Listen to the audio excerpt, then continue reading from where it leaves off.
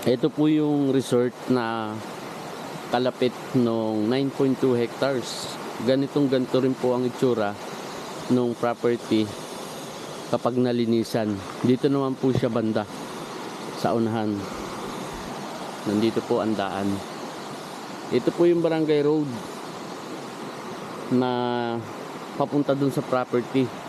Kasi kung mapapansin niyo po, meron po diyang kuryente. Ayan po. So, na-experience po natin na matulog dito. Ayan po yung kanilang TP house na open na po sila para sa booking ng mga guests. Ngayon pong summer ay marami na po ang nagsiswimming dito. Kabubukas lang po nila. Dito po sa mga cottage na to, 500 pesos lang po ang kanilang parent. Doon naman po sa TP house, good for 2 to 4 packs, 2,500 po.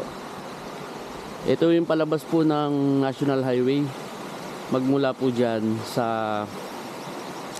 dito, siguro po mga less than 400 meters. Yun po, nasa National Highway na tayo. May part po na rough road, pero dito naman po kasya naman, makakapasok yung kotse. So ito po yung yung papunta dun sa lupa. Ang distance po magmula dito sa resort na to ay siguro mga 150 meters na lang or 100 meters. Kasi ito po yung kalapit niya.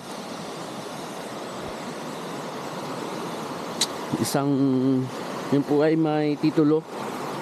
Ngayon, kung ano po yung linaw nitong tubig na to, ganun din ang linaw nung nandun sa taas. Kasi yan po, iisa rin lang po ang pinanggalingan yan. Yan, susubukan po nating may experience ngayon na maligo dito. Solo lang po tayo ngayon. Kahapon po ng umaga, ganitong oras din halos, is nag-rent po tayo dyan at nakausap natin mismo yung may-ari. So nakapakabait naman po nila at in-entertain po nila tayo ng maayos. Kaya nga po ngayon is Sunday, subukan natin naman na ma-experience natin kung gaano kalamig yung tubig. Hindi po ang maganda dito dahil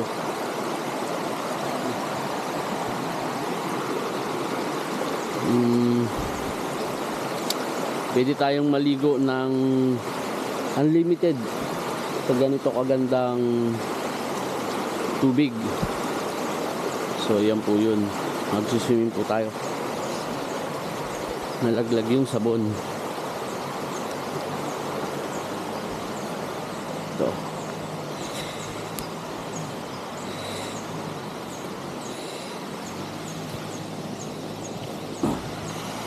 So, dito po tayo bababa.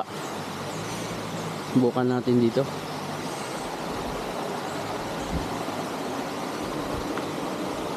Kasya.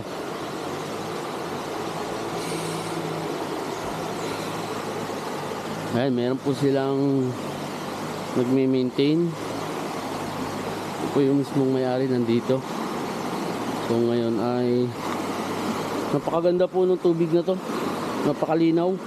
Wala pong kabahayan at ano po sa ibabaw kasi, kaya po napakalinis niya.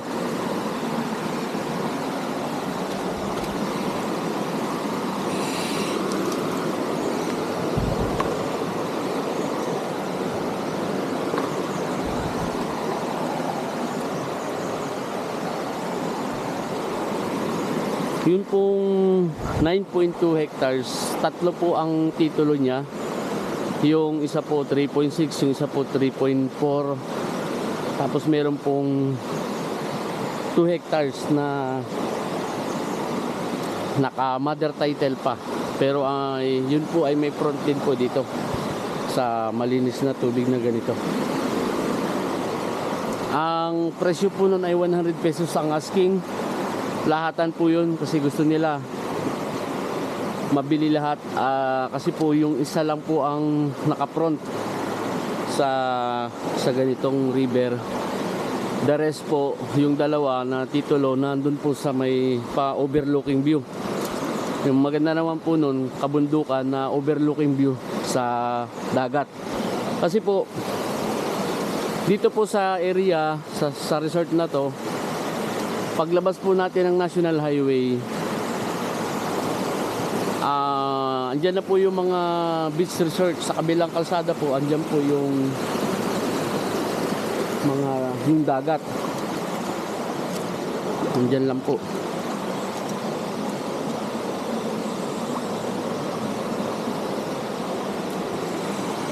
Tapos po ito pong area na to, halos nasa likod lang po siya ng Municipal Hall ng Real Quezon. Kasi po yung part na yan, nandito po yung munisipyo. Dito po yung palabas papunta ng Impanta. Kaya napakalapit niya sa Kabayanan. Ngayon po, yung maganda po dito, pwede po siyang gawing isang campsite. Yan, resort. Yan, liliguan natin si Parsha. No, Parsha. Diba? Enjoy na siya, oh. Okay? Nice one. Nice one, Parsha. Hindi na siya takot sa tubig. Kasi kanina pa siya hinihingal, eh.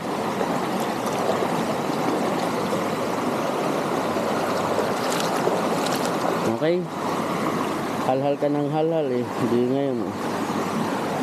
Okay ka. Ito po yung maganda dito. Dahil natural lang po siya. Ayan po, napakalinis po ng tubig, oh. Ganyan lang siya, oh. Kasi yan po yung mga cottage.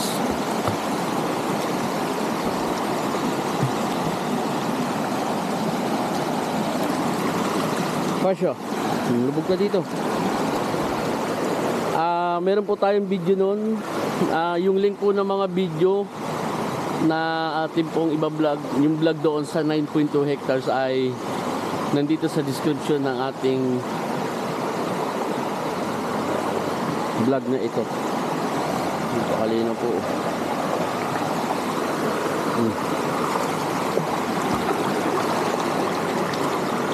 Wow.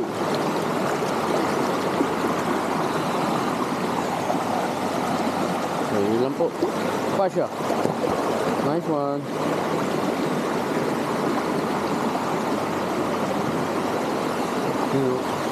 Ang sarap pong matulog dyan sa TP House. Sa gabi po ay walang aircon pero napaka-presko lang ng lamig. Ito po.